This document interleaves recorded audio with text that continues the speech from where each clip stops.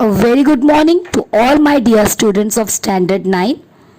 Welcome you all in Geography class. Dear children, today we will be learning Lesson 8 from your Standard 9 Geography textbook, Introductions to Economics.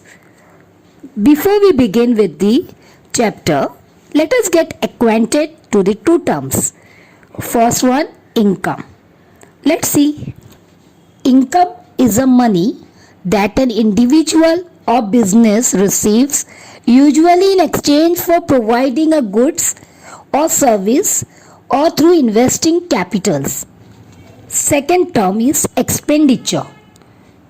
An expenditure represents a payment with either cash or credit to purchase of goods or services. Let us learn more about the income and expenditure with the help of a table given. Children, suppose from the table, if this is our expenditure for the month, okay, that is 22,550, but income for the month is 20,000 only. So from this table, we find that the expected expenditure for the month is 22,550 is higher than the income, that is 20,000. So children, we need to reduce or strike or skip some of our expenses here. Now we have to decide our preferences and cut down unnecessary expenses. Now in this case, we can cut down the tourism and recreation, and we can balance the income with the expenditure. After learning this example, we have to realize that the management of the individual or the family is related to the income and expenditure. So children, income and expenditure, this is called as the economic factor. But along with the income and expenditure, there are other factors like saving, finance and money. These are also considered to be the economic factor. That leads to the birth of economics. The word economics comes from the Greek word oikonomia, which means family management. There is a lot of similarity between family management and economics. Children, we understand from economics how to use money, how to use time, labor and land effectively, how to satisfy the infinite needs of the people using various resources is the study matter of economics. Now here, labor, it refers to any human efforts which is directed to the production of goods or services, and land, it refers to the free gifts of nature that include not only the land but also the mineral wealth which is available. As you all know students, that needs are unlimited. When one needs is satisfied, the other arises, and for satisfying our unlimited need we require the resources, and this relation between the unlimited needs of human being and the limited resources, this is the subject matters or the study matter of studying economics. According to Lionel Robbins, economics is a science which studies human behavior as a relationship between ends and square means which have alternative uses. So children, according to Lionel Robbins, he says that human wants means needs are unlimited and the means to satisfy them are scarce, or they are limited, we can say, in supply. So economic study how people will use the limited resources, that is the scarce means, and these scarce means have the alternative uses which can be used in a best possible manner. Family economy is similar to the nation's economy. Children, as we manage the expenditure of a family, same way we have to manage country's expenditure and income. That is called to be as a nation's economy. Now the nation get income through taxes paid by the people, that is by the citizens of a nation. Even nation has to balance in that is income and the expenditure. As we manage the finances of our family, similarly villages, cities, states, countries and world also need to have economic management. Geographically speaking, the enterprises related to the production, distribution and consumption of goods and services in a specific region is called an economy. So geographically speaking, the enterprises. Children, enterprises here, it means the company and or the business which are related to the production. Production where the manufacturing of the product is done. Later on, after the production, after the manufacturing, the distribution is done. That is, a manufactured product are further distributed to the consumer for the consumption's purposes of the goods and services in a specific region or in a specific area. This is called as an economy. On a global level, there are three types of economies: capitalistic economy, socialistic economy and mixed economy. So children, let us learn more about this economy. First one is capitalistic economy. Ownership and management of means of production is in the hands of private individuals. Main aim is to earn maximum profit. So children, in this capitalistic economy, an individual can produce and sell whatever he wishes.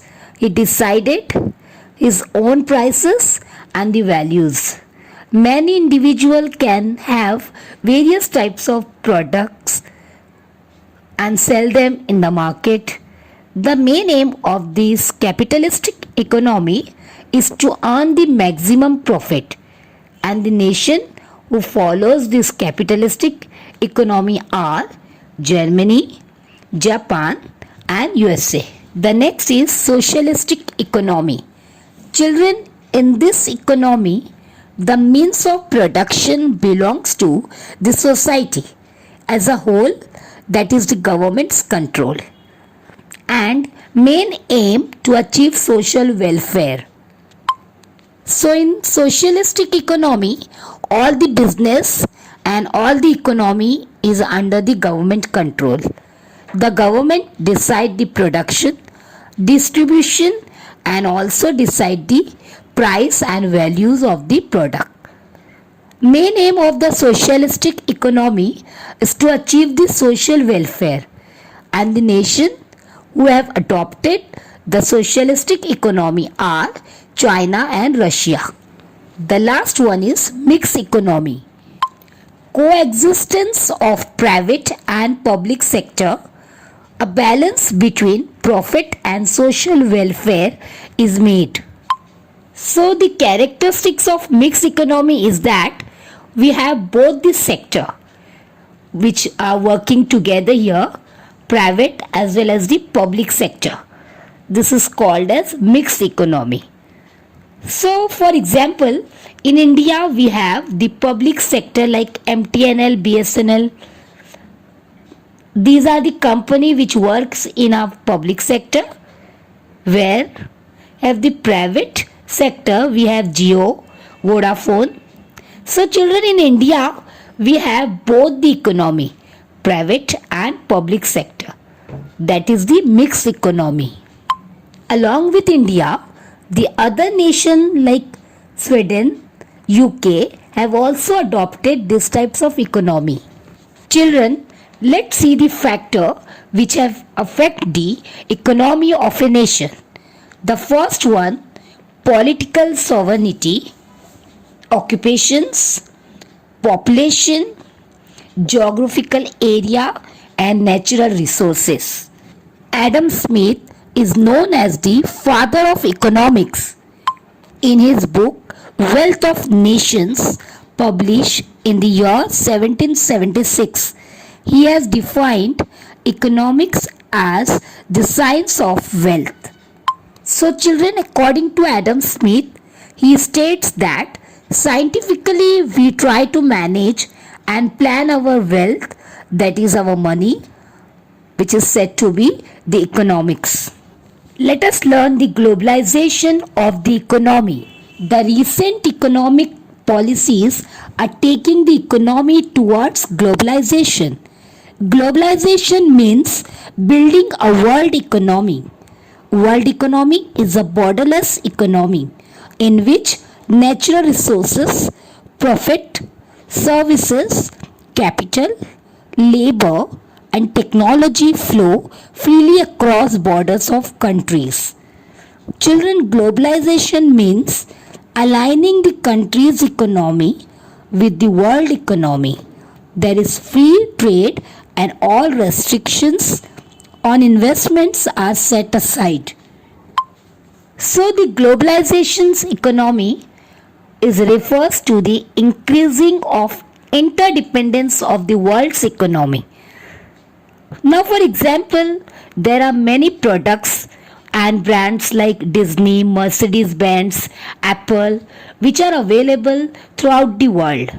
Now, this show that the globalization of economy, where goods and services can be imported and exported throughout the world, and there are no physical border for the world economy, and free flow of goods, profit, and natural resources like the coal, iron ore, then the technology.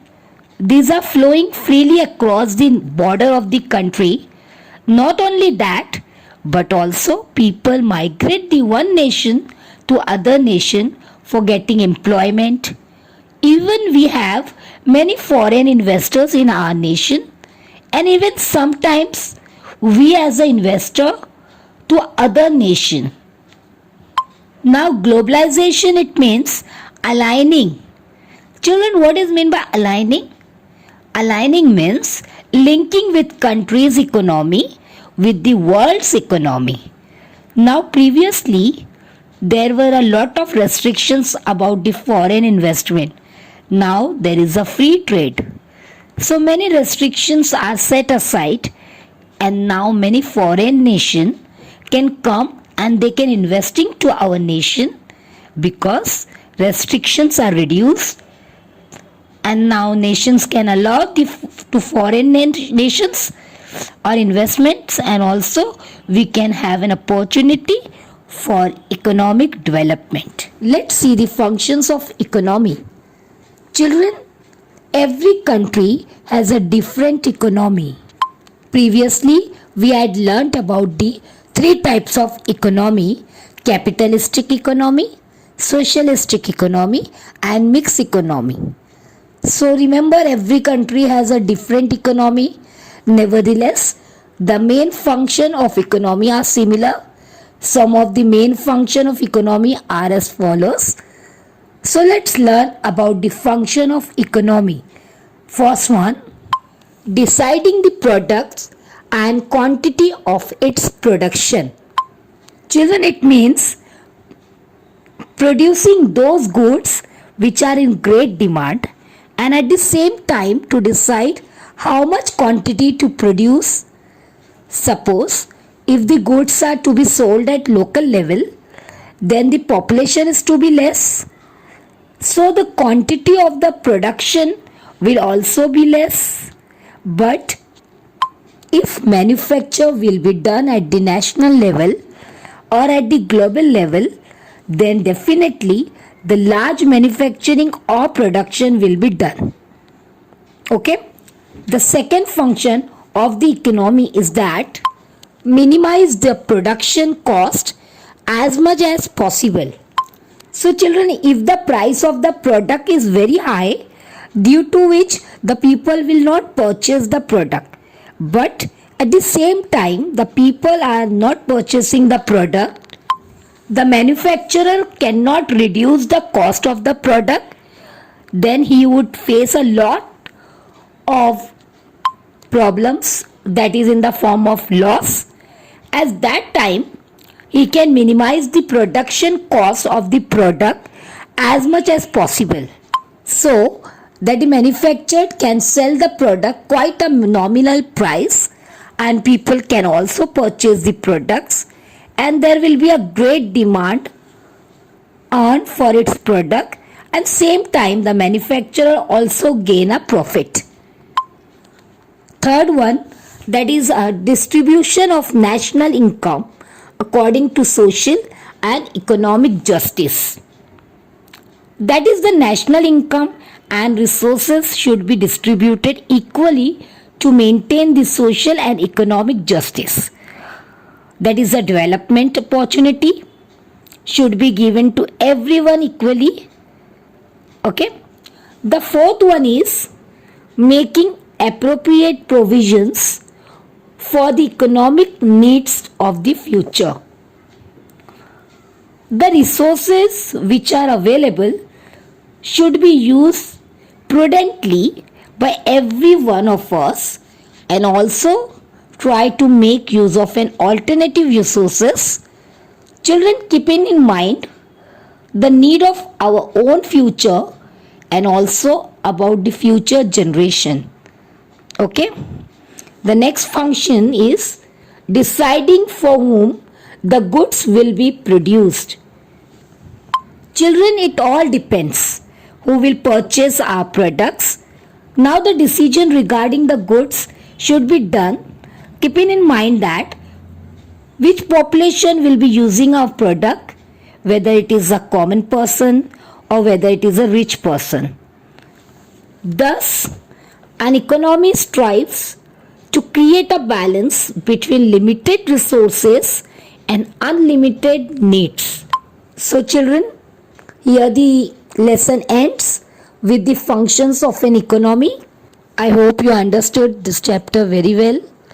Thank you children. Have a nice day.